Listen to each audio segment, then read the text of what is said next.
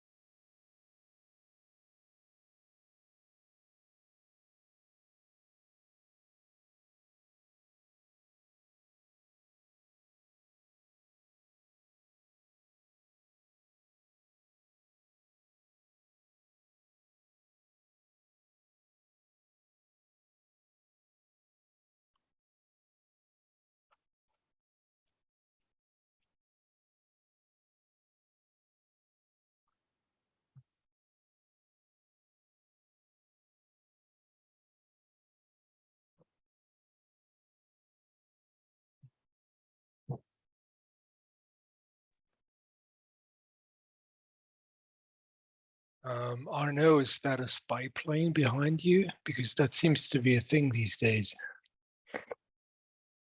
Not much of a spy anything, but it's an Aussie plane. Yes. Nice.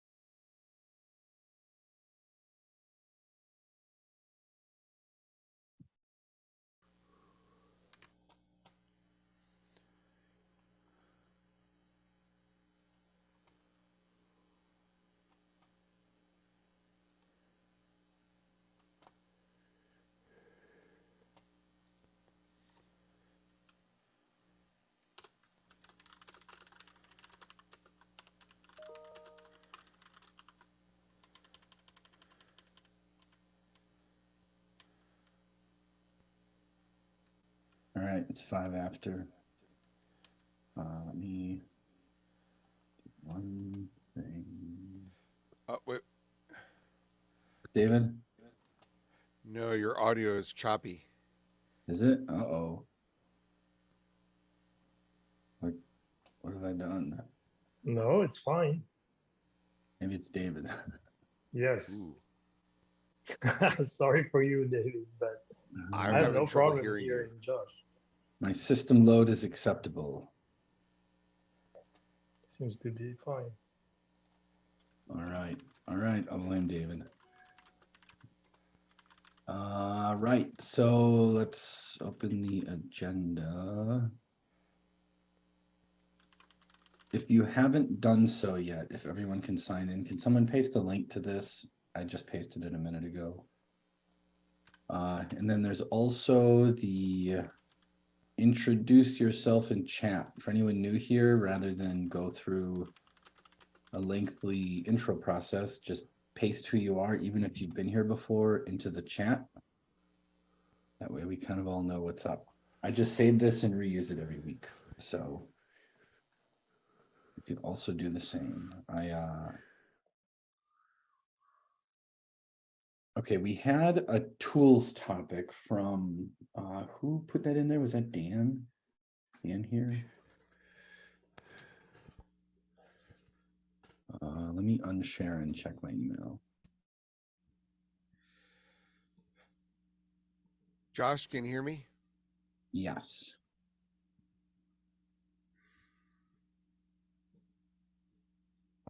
Daniel Goodson, are you here, Daniel?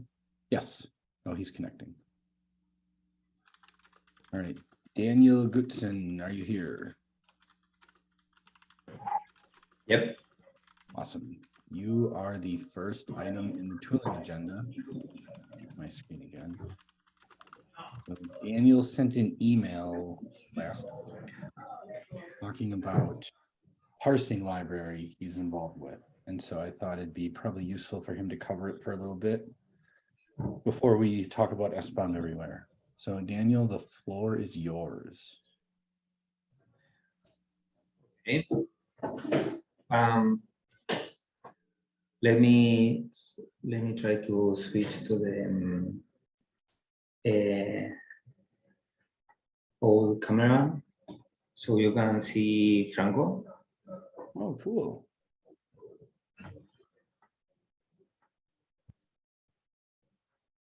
Okay.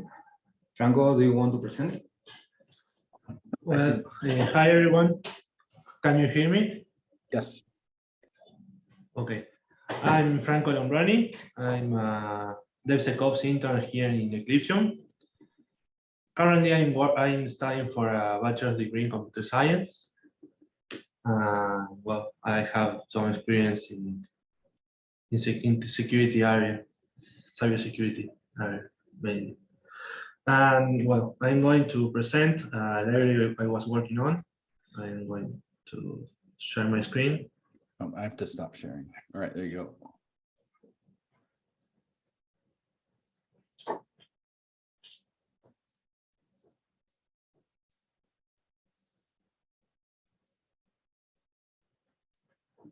go. Could you see my screen? Yep, looks good. Okay, well, I'm going to present You Shall Not Parse. It's a library I was working on. Why I made this library? Because I'm going to interrupt for one moment. I apologize. Let's time box this at like 10 minutes. I don't. Yes. That's not good. Okay. All right, good. Perfect. Thank you. Okay. Okay. Well, I want to I want to parse the linter's output, and each of these one have a different different output formats. So I start to see some open source projects, and everyone implements the parsing module, and also they parse what they need, and you can't extract the parser from the library to reuse it. For example, megalinter, code checker, horosec. So I want to make a library to solve these problems. What was my design goals? I want to make a library to parse this output. I want to make it easy to add a parser, extensible, flexible use of the data you parse. For example, you have servers and you can use a SQL database generator or a Salif generator, or you can define your own server. I follow some design principle, mainly solid, and well, easy to use this library. And you can use tools of JSON like JSON schema and JSPAT for validation and extract the information you want to parse. Some typical use cases of this library are to create an interrogator, create tech management tools, integration with issue trackers, make standard converters to new formats, and research. Also, I made this library to help the adoption of Serif format in the tools. So this is a design. You can see the main model is the parser, and I use to interface with the observed model and a chain of responsibility. For example, this is an implementation of a parser. Here I pass the npm output, and you can see there are just 25 lines of codes. Well, it's really simple. I use a JSPAT query to extract the information I want. And well, the linter name and the schema file name. This is the schema I'm going to use to validate the JSON I'm going to parse, or to pass it to the next chain in the chain of responsibility. And for example, this is an observer. It's a easy one. It's a console observer, which prints the issues I get in the terminal. So it's really easy. You can see it's just 11 lines of codes. Also, I have a database and a Serif observer already implemented, but well, Serif writer. Serif generator observer. For example, I use this library in a tool called Poetry Audit plugin. It's a poetry plugin. It's the counterpart of Pip Audit for poetry. It only have a JSON output or printing a terminal in a unstructured mode, but there is not Serif standard. So I have 3 ways to add the Serif output to this tool. I can implement it internally ad hoc, or I can implement it internally using my library, using user.parse, or implement an external output converter using user.parse. Here I implemented, I add the feature of Serif output to the library, to the Poetry Audit plugin. You can see there are just 7 lines of codes. Mainly the JSON report is where I get the JSON, and parse observer, and parse from JSON is the function of my library. And what the last line are from printing the output. And this is the implementation of an external converter using my library. It's just 12 lines of codes, so it's really simple, easy, and fast to implement it.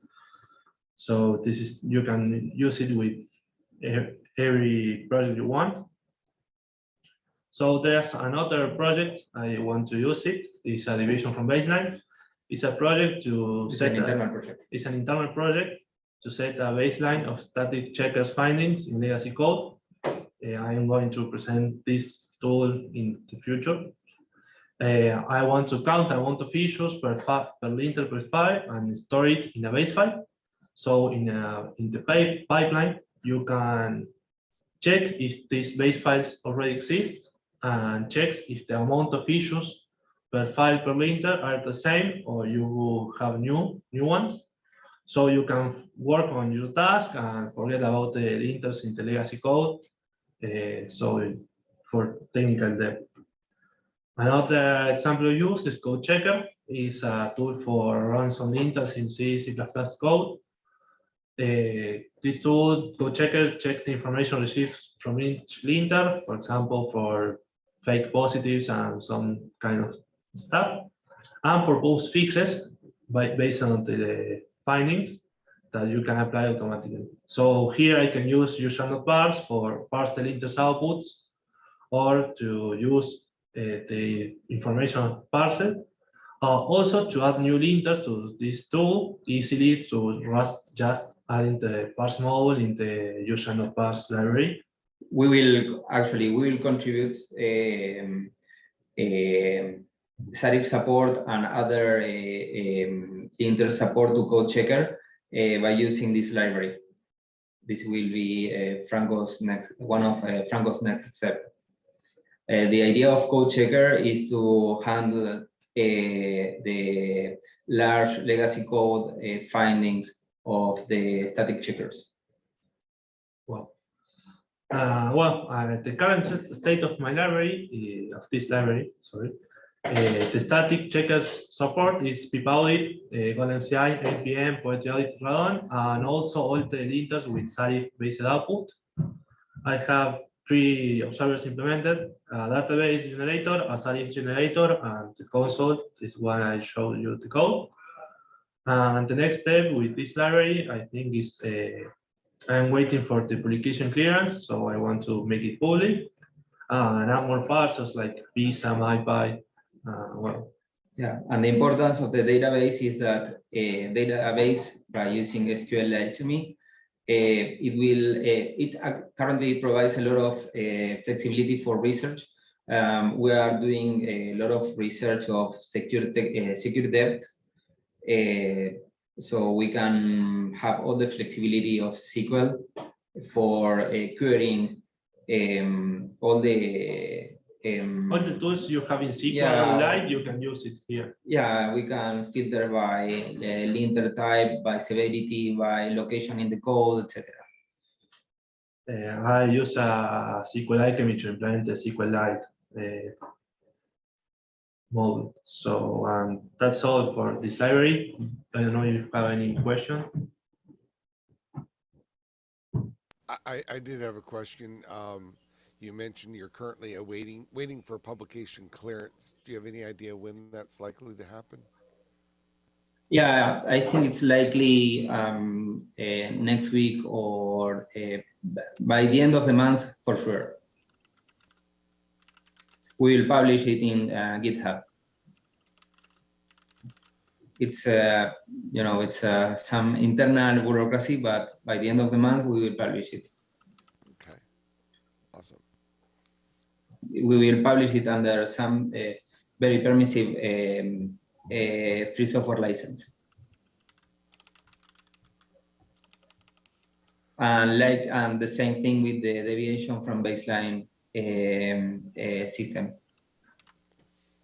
Okay. At that point, we will ask for help for contributing with more parsers. Or servers. Yep.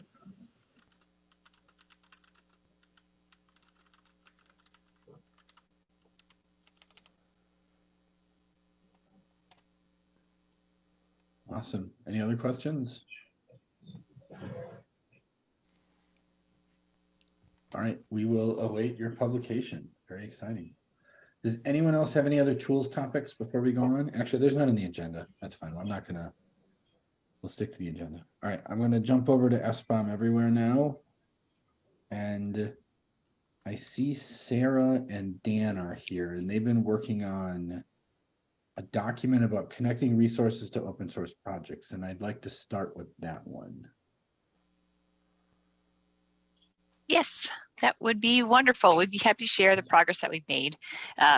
Thanks in large part to Dan's engagement. So thank you, Dan, for that. I will share my screen, and then Dan, if you want to jump in and add to a lot of this conversation, please do that.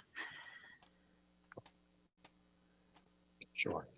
Okay, so this started out when, one of the roles for my company is to try to figure out how to activate Dell to participate in OpenSSF initiatives to solve challenges in the software security mobilization plan.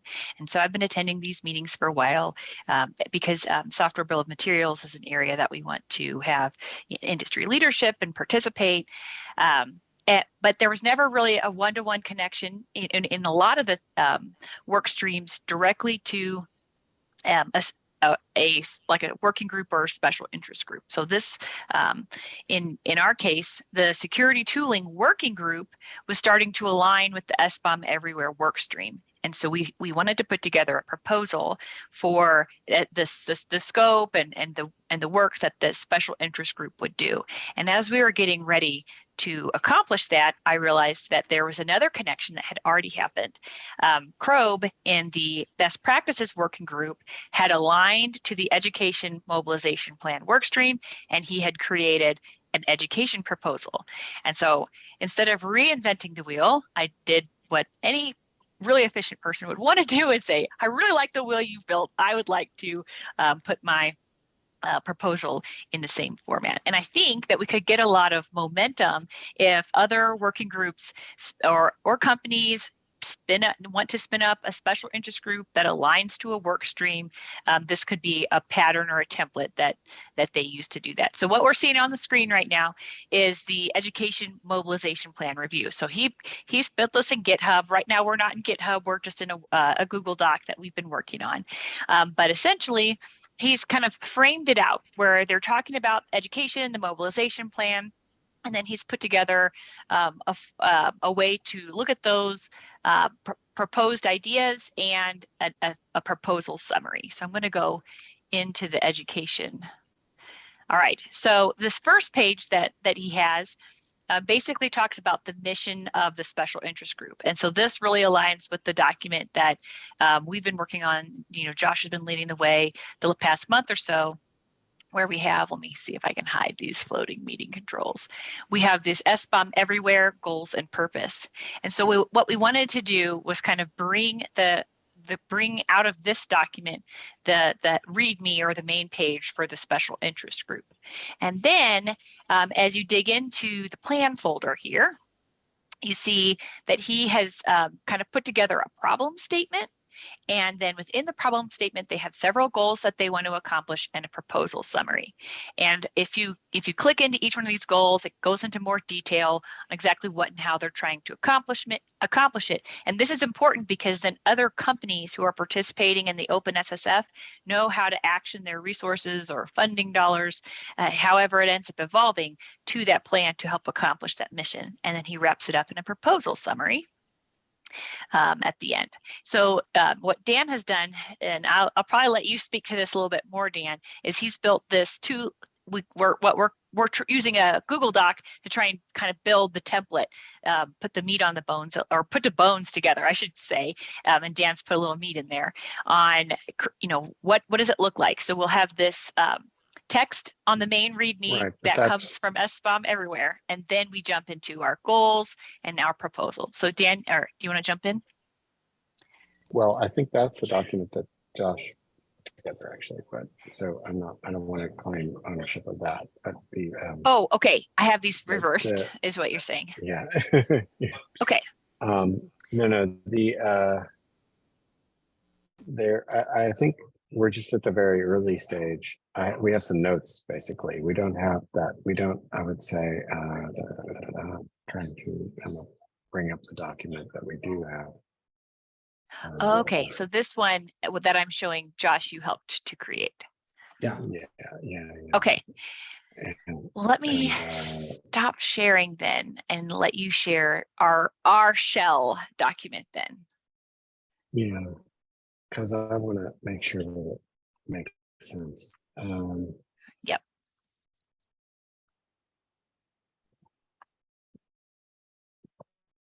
I mean, I don't even know if we just have some notes basically that Sarah and I have been sharing between us, saying, okay, well, we want to channel this, so we want to create something that is like, as Sarah said, the documents that are detailing what the education stream is doing, but in ideally in GitHub in Markdown format. And kind of taking what I think is in the goals and purpose document and making it a little bit more concrete. It was the idea that I had.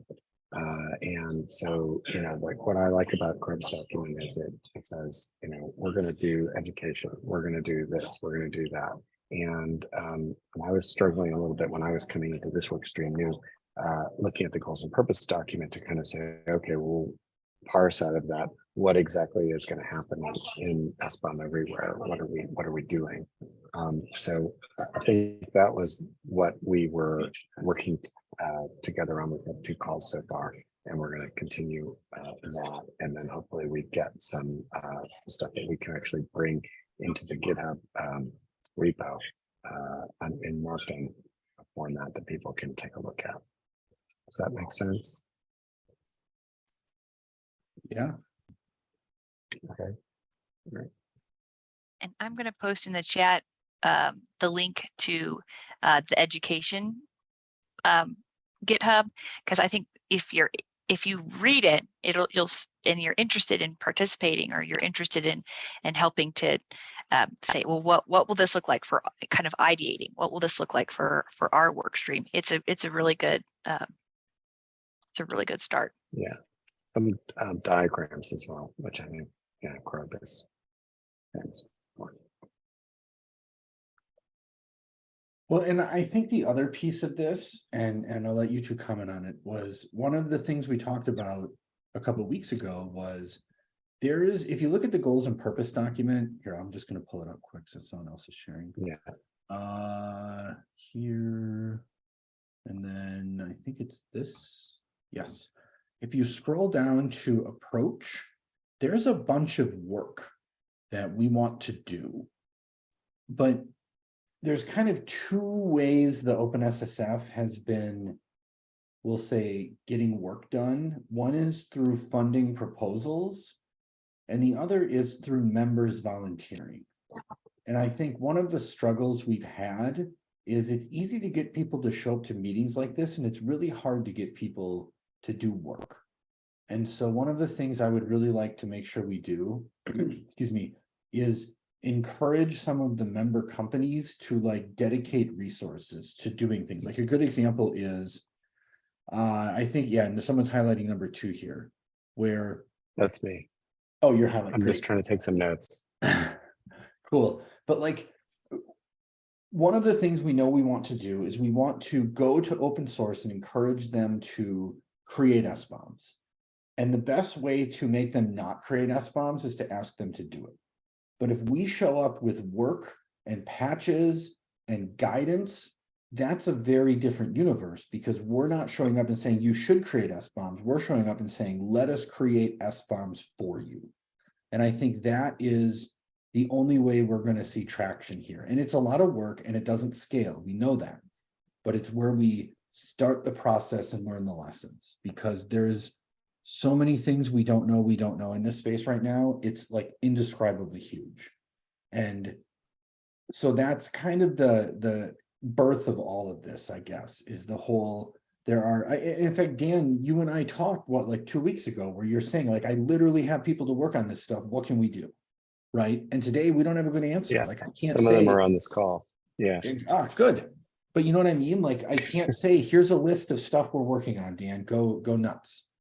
And that is unfortunate. It's always heartbreaking. That's what I'm trying to drive towards. Yeah, exactly. But obviously I can't like dictate what it is. I mean, part of the frankly speaking, part of the challenge that you're outlining is inherent in any group effort, where people have to come to a meeting of the minds first and kind of get comfortable working with each other in order to start work, and that can take time.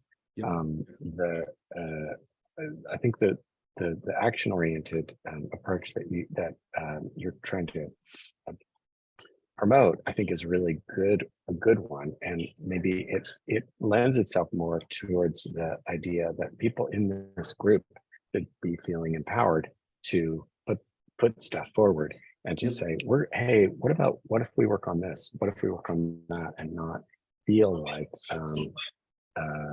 they have to get complete consensus from anybody else in the group before proposing things. But I still think that we need something that talks about the broad strokes of the work that we're doing. And that's where I think we need this kind of this document that Sarah and I have been talking about. I agree 100%. And so I guess maybe my question then is, how can some of us help you along this path? Because right now it's you and Sarah. And I mean, if you don't want help yet and you're saying not yet, it's not the time, that's a perfectly reasonable answer. But if there's something we can help with, I know like I've got a little time I could spend on some of this over the next couple of weeks.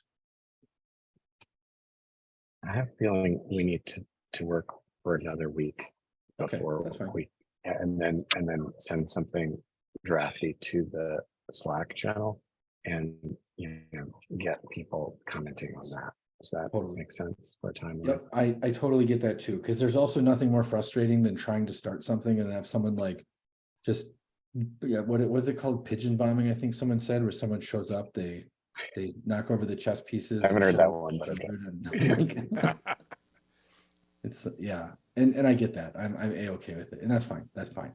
So okay, and I guess the one ask I'd have for everyone else is, in the meantime, the approach is where we're starting to lay down the things we want to do. If anyone has an interest in this, like look it over and make sure it's kosher. We've gone through this for many, many weeks, so I'm pretty happy with it. But if anyone has any thoughts or comments, you know, you're always welcome to add them to the document. Cool. Yes, David. Yes, I guess I put, you know, it says it lists it, you know, identify gaps. There's kind of a precursor to that, which is, hey, let's go evaluate some of the tools. And I'll be honest, right now, I think, you know, looking at the bigger landscape, there's a lot of that can be done, but I would love to get a focus, a starting focus on the SBOM generators. So, you know, because yes, we're going to need SBOM consumers, lots of other things, but until we get the SBOMs, you know, the SBOM everywhere phrasing actually starting to happen, it's going to be hard to get a lot of work on the SBOM consumption tools. 100%. So that leads us. Our Sarah and Dan, are we good? Is there anything else you want to add before I jump to the next topic, which is Sarah? You look like you were going to say something. I was going to say I'm good. Perfect. All right, so I'm going to jump us then to the next topic I have on the list, which is this landscape proposal. And I really want to get this tied up and try to get it in front of the TAC, just because it's going to take probably a month or more of back and forth. So tying into David's comment about understanding the ecosystem around us. Now, we don't have to wait on this to be done. For example, if we want to start reviewing SBOM generators, there's no reason that can't start with anything. And that's the sort of thing, if someone wants to do that, just do it, right? Open a document in GitHub, work a repositories, talk about it on Slack, make a Google Doc. I don't care how we start doing it.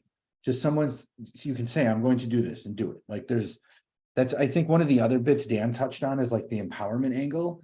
I am a huge fan of people just doing stuff. If you want to do the work, like you get to do the work. And if someone wants to complain about your work, like you can tell them patch is welcome. Like I'm fine with that. Like do the work or shut up. That's kind of my rough attitude, we'll say, on a lot of this. But anyway, so this document, I want to go through it as much as we can in the time remaining. And the intent of this is we want to create a landscape for SBOMs. And I don't mean just open source SBOMs. I mean literally everything we can find, be it closed source tools, companies working on this stuff, working groups at CISA, everything, absolutely everything we can find. And then that can drive some of our other things. Like David was just talking about SBOM generators. No one knows what all the SBOM generators are, because there's probably a lot. And this would be a lovely way to start tracking all of this information and figuring things out, like what are the abandoned SBOM generators? What are the current SBOM generators? Like who's working on what? Who owns what? Like we don't know. So anyway, this is a document Kate Stewart and I have been working on for far too long. And here, I'll put it in the chat just for anyone who's not in the notes. And the intent is to take this, go to the TAC and the governing board and ask for money, and then pay someone to do the work. Because I think something like standing up a landscape, as much as I'd love to say, oh, sure, we'll get volunteers to do this, I don't think this is volunteer work. I think the initial work sucks and it's going to be hard to get people to do it, but we can probably turn money into work. But then longer term, we should be able to maintain it because it's just a YAML file. So anyway, the way the document's laid out is obviously table of contents. We have the executive summary. This feels slim to me and I need to expand it, but I just haven't gotten there. We have no idea how long this is going to take. So part of the proposal Kate suggested is we just ask as part of like a call for proposals, ask whoever's submitting it to us what they think the number of hours is going to be. Because we don't know, like no one's ever, to my knowledge, no one's ever really done this before. So we lay out the high level tasks and then we go into depth down below. We have the current SBOM ecosystem where we just describe all the things I said. And then we talk about the tasks, right? This is where we take these and we kind of expand them a little bit. And so the first task is to set up a landscape under OpenSSF. There's the CNCF. I actually found, since the last time we talked about this, there is an unbranded landscape that exists. So one of our initial things we listed in the to-do was unbranding the CNCF landscape. We don't need to do that. They already did that. So basically, the first task is to take the unbranded landscape and put it into the OpenSSF universe and then start modifying it, right? And we kind of lay this down in our goals and expectations, right? Put it in our GitHub repo, figure out what infrastructure we need, because it's got to run on something. And this is where I don't know, David, you might be able to comment on this. How does OpenSSF infrastructure work? Do we need like a special budget for that? Is there infrastructure budget already? Like, I have no idea. I'm stalling a little bit because I don't know what you mean by OpenSSF infrastructure. I mean, I don't know either. okay. I mean, the quick answer is a whole lot of our stuff happens on GitHub, Google Docs, and so on. Right. There is a little funding for infrastructure stuff if you want to do something. Basically, the governing board has pre-approved a small amount of money for some other basic infrastructure stuff, beyond which we need to ask the governing board for funding. Although if it's a small amount, probably not a big deal. I'm not expecting to need a lot of special resources, but if that's wrong, let me know what you got in mind. I mean, the landscape app, the landscape app, for example, is specifically designed. It's a JavaScript thing. You give it a YAML file. The effort is figuring out what to put in it. The actual support is got a web browser. That's all you need. So this doesn't need, I thought it needed something behind it. Maybe I need to reread. No, it needs a YAML file. Dan Kahn is no longer alive, but he's the guy who wrote it, and he wrote it specifically. This is confusing because I don't remember him doing all this stuff, so you didn't have to have it.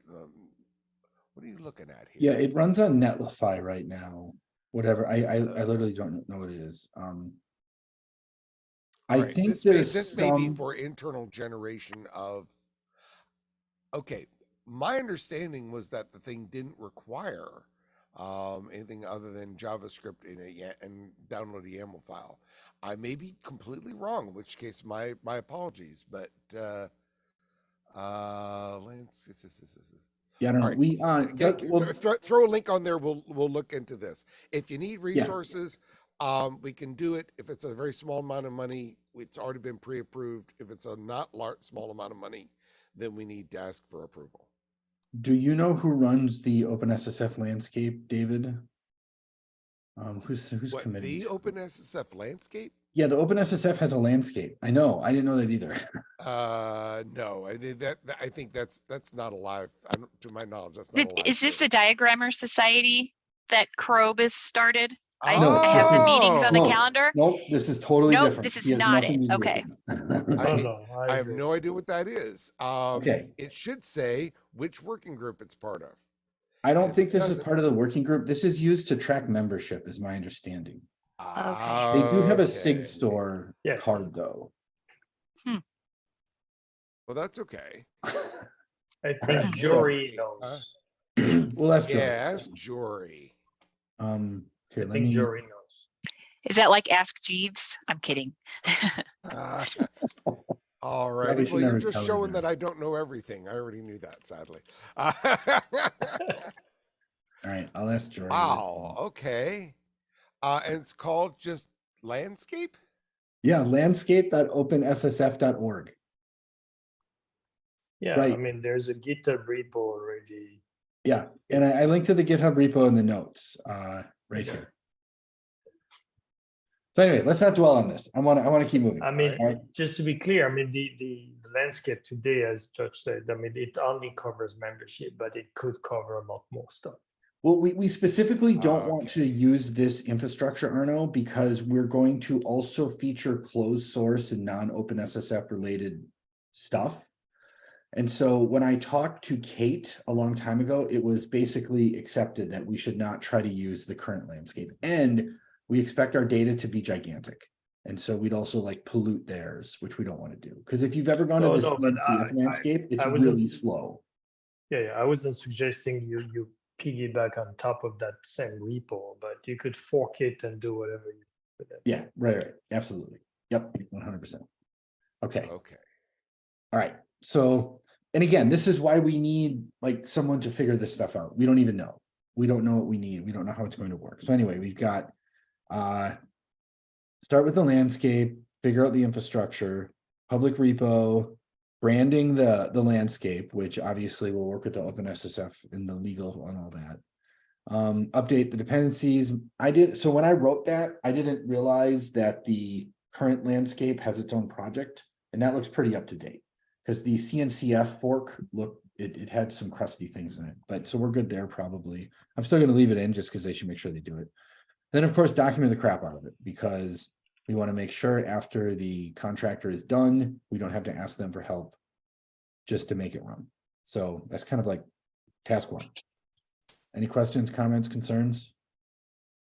I assume not. It's pretty straightforward, I feel like. Then things start getting a little more dicey. And this is where Kate and I have gone back and forth a lot on this one. Like, so there's already a bunch of documentation that exists today from like the NTIA and CISA and all over the place. And there's tons of it, like tons and tons of it.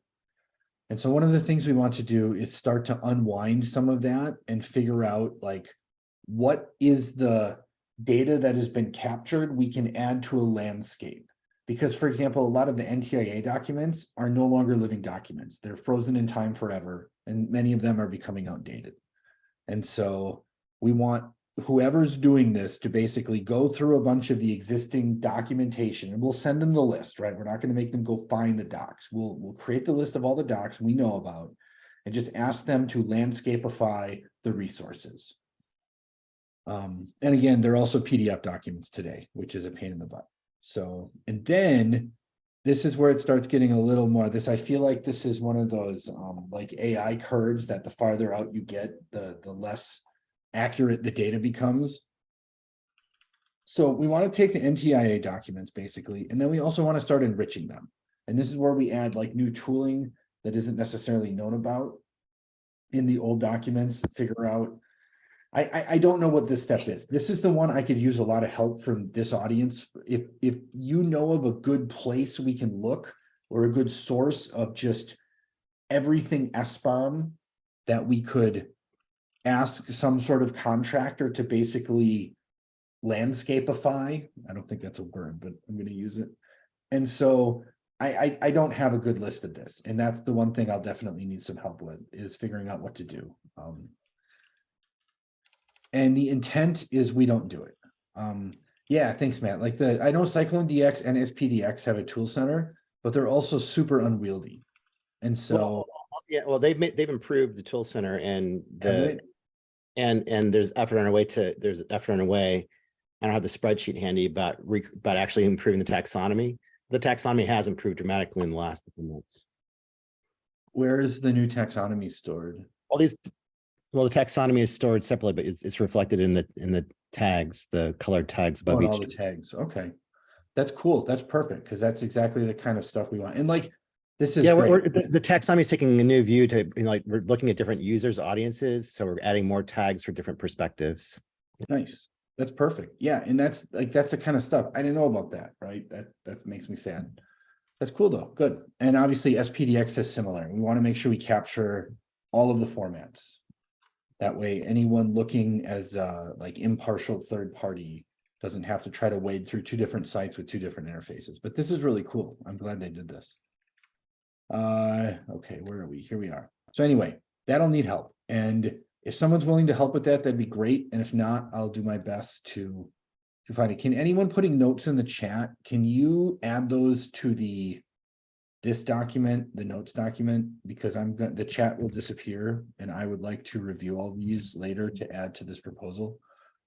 All right, then the last one is to just ensure the landscape is maintainable. For anyone who doesn't know, the landscape is run by a YAML file.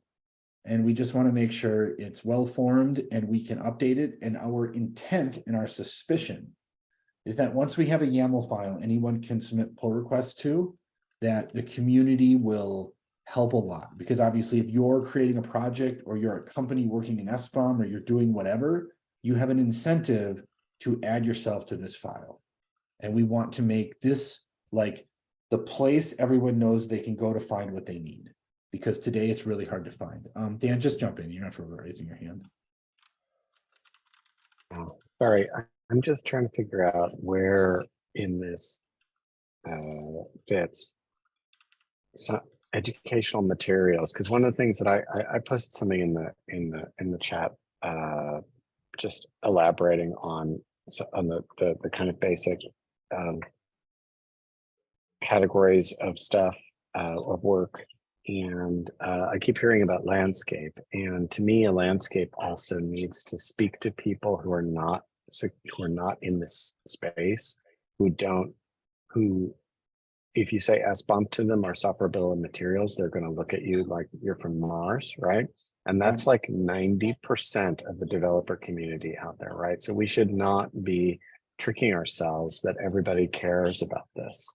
They should care about it. We want them to care about it. And I think part of the point of an SBOM work stream in OpenSSF is to promote this through all the channels possible. So in the same way that the best practices working group has produced the succinct guides, we need to have succinct SBOM guides that also, explain what it means when we say SBOM and what it doesn't mean.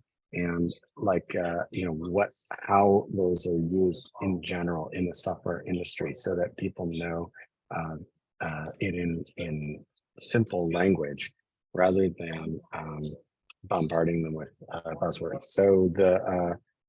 So anyway, I want to make sure that also fits into your vision of the landscape, or maybe if it's not the landscape, then maybe it's something else that means something in educational materials that we need to produce, which is a different kind of artifact.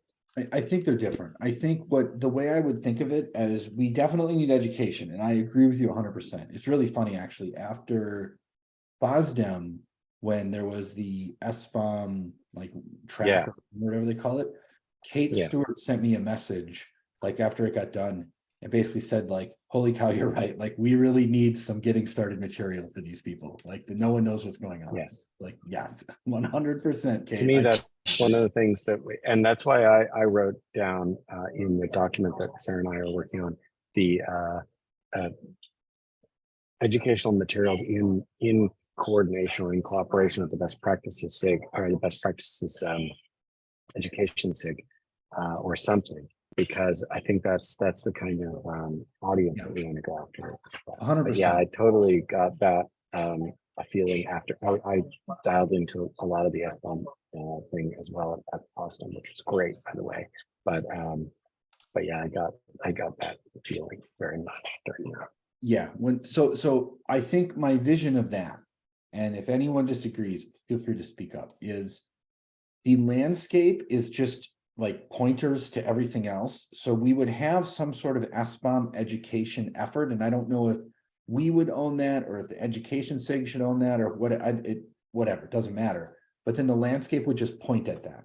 So when people are looking for SBOM content in the landscape where they can see it all, there will be an education tab or section or category or whatever.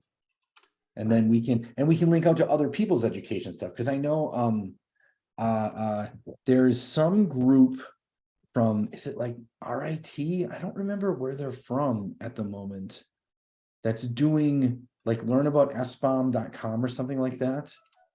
it's really cool stuff, right? And obviously it's nothing to do with the OpenSSF, but it's totally one of those things that it'd be great if we can make sure we kind of point at them and make sure everyone knows it exists. Because I also want to, one of the other goals is we don't want to turn this into some like insular landscape where we're only trying to promote OpenSSF stuff. I think if we do a good job, our things will rise to the top naturally. And if we don't do a good job, then we should say, why aren't we on the top? You know, so it's okay. Yeah. All right. Does anyone have any comments? I would love if people would look over this and add comments or rewrite sections or do something that makes sense. Because fundamentally, the target audience of this is going to be the governing board. We're going to ask them for money. And so it needs to be something they will read and understand and approve. And so if you've never seen this, you could read it. And if it doesn't make any sense to you, just say like, I don't know what the hell this is about. That would be extremely valuable feedback. Because if you don't know what it means and you're an SBOM person, the governing board is not going to have a clue either. And that would be detrimental because then they're just going to be like, go away, nerd, we don't care. All right, that was a lot of talking. What, David? So let me comment. You had said something earlier. Having trying to develop a much larger landscape, what's going on across industry as a whole and a variety of different topics. I get it. I can see the value. I also think that there's value in really honing down to to a particular narrow case. Where's the biggest pain point? Let's try to get some very pointed answers and much more rapidly, because this is going to take a while to do this big thing. You mentioned earlier, hey, let's go evaluate. I'm thinking that the big pain point right now is open source software, SBOM generator tools. Obviously, SIFT is clearly one. There's a few others. I'm wondering if maybe we should just in parallel, drill down fast, focus on that specific area. First identifying the key contenders and evaluating what's good, bad, each of them, so we can get an idea of where they are. Are you game for doing that in parallel with the output of that being I can't see it here, but it's basically the where are the gaps? The output of that would help us figure out the gaps in the it wasn't there. I guess it's actually in the SBOM notes. This one. Yeah. Okay. So in 1D, there's identify gaps. I think there's a predecessor to that, which is evaluate. Because you can't say gaps. It's just saying, hey, there are tools really doesn't do it justice. Just because you have tools doesn't mean that the problem is solved. So at the FOSDEM thing, it was very interesting seeing where there's one SBOM tool isn't going to do everything. You're going to get SBOM tools that are just looking at license management. And actually, they're nowhere near yet because the quality of the data is awful to make that useful. So unless you get industry to provide good data, the SBOM value of SBOMs isn't going to be there. So how are we looking at that in terms of license management and understanding how licenses are actually defined? And then secondly, stop. Okay, wait a minute. Let me pause you right there, because there are different use cases. For the original value of the original folks who developed a lot of SBOMs, it's license. The most recent version of SPDX 3.0 is going to acknowledge that for a lot of folks, most of the work, for example, I think in the US government, and I think this is also shared with the EU, they don't care about licenses. Not relevant. What they care about is, tell me the components and the version numbers, because what I'm caring about is the known vulnerabilities, because software is almost entirely pre-existing components. They have known vulnerabilities. I'm not getting insights. And so you're absolutely right. For a large number of folks, if the licenses aren't valid, it's a problem. For another very large number of folks, and frankly, where most of the money is, they don't care. So what they care about is, I need the exact component and David, the version number. Yeah. I'm sorry, but just to like the maybe I'm being unduly influenced by one particular talk, but one particular talk at the FOSDEM day that that really I